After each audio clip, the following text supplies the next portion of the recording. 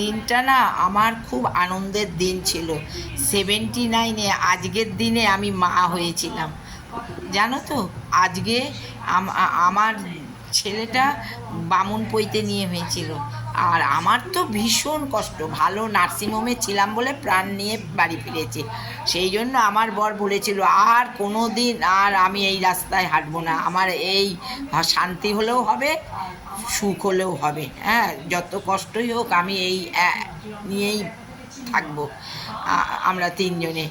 কিন্তু কি বলুন তো, আমি তো পড়াশোনা জানি না, আমি ছেলেটাকে মানুষের মতন মানুষ তৈরি করেছিলাম, জানেন তো, মানে অনেক বড় হয়েছে, বড় বড় বড় বড় অনেক বড়। আমি তো পড়াশোনা জানি না, ওই জন্য লজ্জা পায় আমার সঙ্গে কথা বলতে। অনেকে ভাবে আমি আজকের দিনটা ভুলে গেছি। আজকের দিনটা ভোলার, বলুন না, আজকের দিনটা ভোলা যায়?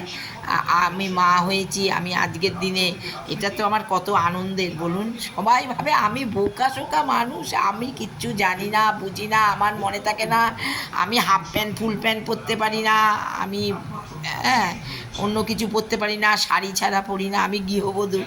তো ওই জন্য অনেকে ঠিক মেনে নিতে পারে না আমাকে। তা আমার তো দরকার নেই, আমি তাদেরকে মানাই না, কেন আমি নিজের মতো নিজে আছে, আমার আত্মবিশ্বাস বিশাল, আমি একাই 100। আর এখন তো আমি নিজেকে নিজে খুব, ছাড়া কারোকে চিনি না।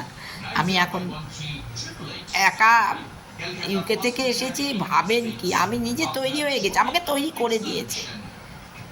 কিছুটা ঠাকুর তৈরি করেছে, কিছুটা আপনজন তৈরি করে দিয়েছে আমাকে, যার জন্য আমি ঠিকই আছি। ঠিক আছে গো, রাখলাম।